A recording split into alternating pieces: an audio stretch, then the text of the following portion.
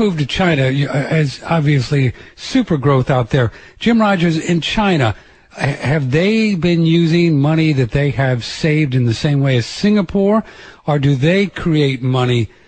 And I understand, if I believe I'm correct, where they don't really have a central bank. When they just create dollars, they inflate the currency, but they don't have to pay it back as we do with the private Federal Reserve.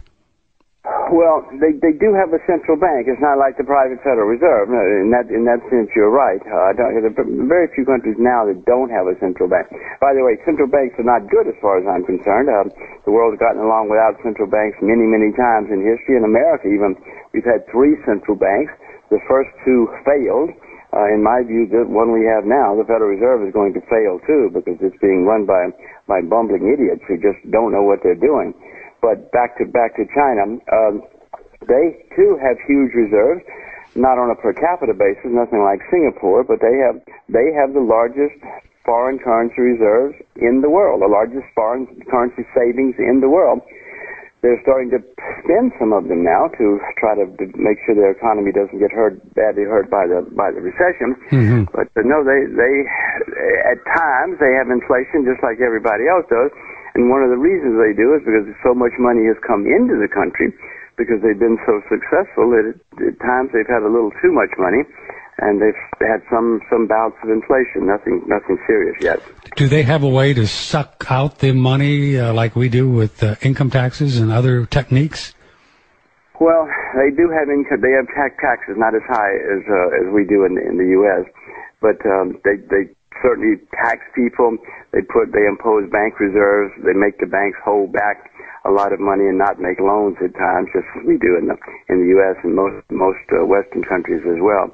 So that's their way to do it, and they can always sell bonds to the public and suck money back in that way. We will take emails for Jim Rogers, also telephone calls, 888-663-6386.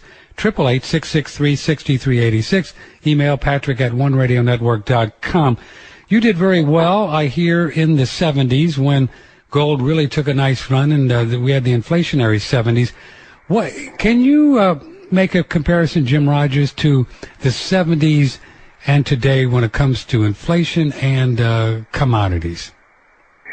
Well, Patrick, we're setting ourselves up for something very similar to the 70s, I'm afraid. In the 70s, we had shortages developing of productive capacity for oil and agriculture and just about everything, mining of metals, and so the prices went through the roof, especially when the central bank, the Federal Reserve, was printing a lot of money. Well, the same thing is happening now, only worse. We have the Federal Reserve printing even more money now.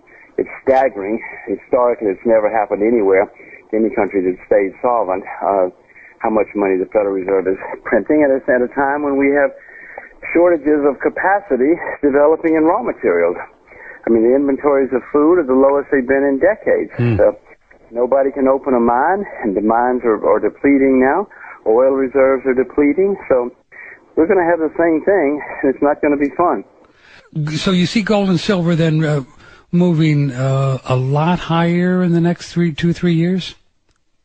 I know a lot's a loaded word. The next 2 or 3 years. I don't know about the next 2 or 3 years. I think silver will do better than gold, and that's because the IMF has huge.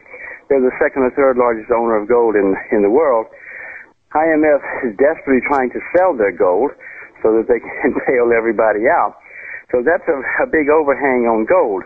I think silver will do better. I think agricultural products will do better. I think other real assets will do better, but I certainly own gold. Do not get me wrong, and if gold goes down, I'll buy more gold. If it goes up, I'll buy more gold. Now, there's certainly a plus when one gets real numismatic coins of gold and silver in their hands and stores them safely. What are some other ways that our listeners can invest in commodities where it's just not a piece of paper? Well, you can buy the real stuff. If you have a silo, you can buy all the corn you want. Yep. If you have a warehouse, you can buy all the cotton you want, or zinc, or anything else. That if you want to buy physical assets, you can do it, and there are people who will store them for you if you don't have your own silo. So that's a way to do it. Or, as you point out, if it's gold and silver, platinum, you can buy coins or gold bars, silver bars. A lot of people do that. They're now traded on some stock exchanges. You can buy certificates, which are actually receipts. I mean, it's a receipt saying, you, Patrick, have 10 ounces of gold in the vault in Australia or Switzerland or wherever it happens to be. There are ways to do that. Now, that is a piece of paper, but it's actually a receipt. It's showing your gold, your number, the number of your bars, and where it is. There are also things called exchange-traded notes and exchange-traded funds, which in essence is where you're buying a basket of metals or agriculture, whatever it is you want to buy. Do you think there's a chance, Jim Rogers, that exchange-traded funds could just go bad if things really went bad? Are there any risks there, do you suppose? Well, there's risk to everything, Patrick, especially in the world we're coming in now. I mean, I'm afraid things are going to get bad enough in the U.S. There's going to be social unrest, and not just in the U.S. I'm not picking on us. It's in many places. There already is social unrest in many countries. So I'm afraid you're going to see more problems, and if you start having people storming the barricades, of course, who knows what could happen.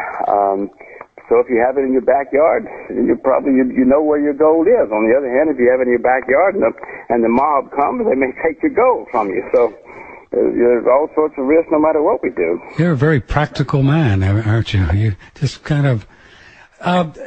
you talked about the money that the Fed has created and that we've borrowed, and some people say it's going to be in the neighborhood of $13 trillion before this current era of whatever this stimulus stuff is called and what it is. That's going to be a huge impact on a present money supply of, what is it, Mr. Rogers, in the neighborhood of 15 or 16 trillion. Well, do you see massive inflation, hyperinflation, slow burn over the years? How do you think it's going to play out inflation-wise in the United States? Well, first of all, we have inflation now. The government lies to us, as you probably well know, Patrick. I mean, anybody who shops for anything knows that prices have been going up over the past few years, no matter what the government tells us. That's mind-boggling. I mean, maybe your butler does your shopping, Patrick, but the rest of us who go shopping, we know that prices have been going up. Now, gasoline prices are down recently, but even then, they're still up a lot from where they were 5 years ago, despite what the government tells us. So we have inflation. It's going to continue to get worse, partly because of what you said. You know, the government is printing gigantic amounts of money. I mean, Patrick, what's happened here in the last year alone down in Washington or up in Washington is staggering. It's never happened where a country has taken on so much debt, created so much money in the history of the world. Now, in Washington, they tell you it's going to be okay. Don't worry, don't worry. We don't have inflation and we won't have inflation. Well, I tell you, that's balderdash. They're lying to us again, as they've lied to us. Not just our government, all governments lie. Again, I'm not picking on us. All governments lie, and these do just the same way. And there's very little talk, except folks like yourself, that talk about the interest on this $13 trillion, because of course, because of the central bank setup that we have, which everybody knows who listens to One Radio Network is private. It's owned by the boys that we call the boys. That we have interest on this debt, and it's a big hit every year, is it not? Well, it's already become one of the, probably not the largest yet, but one of the largest components of where our tax money goes. I mean, we're just sending a lot of taxes to Washington just to pay the interest on the gigantic debt which has been built up over the decades. But again, Patrick, what they've done here in the last year is they've tripled, quadrupled, quintupled, nobody really knows yet, the amount of total debt which we, us poor saps who are American citizens and American taxpayers, we got to pay it off. People say, well, what about our children? I said, it's our children, it's us. What's happened now, it's going to be you, me, and everybody listening to your show who's going to have to pay for it. And then we also, of course, pay out because we use these things we call dollars, and they're going to become worth less and less with each passing day. Well, yes, they are debasing the currency in Washington. The head of the central bank said once in an official speech that if he had to get in a helicopter and fly around the world and drop out dollar bills to debase the currency, he would do so. He said, you must, in another official speech, you must understand that we control the printing presses now, and we'll run these printing presses as fast as we have to. Well, he's running them now, but just wait till things get really, really bad. Right now they're bad, but wait till they're really, really bad. Well, he's going to be printing them like there's no tomorrow. He's going to print money till we run out of trees, because that's all he knows, and it's just going to continue to debase the currency and debase the dollar.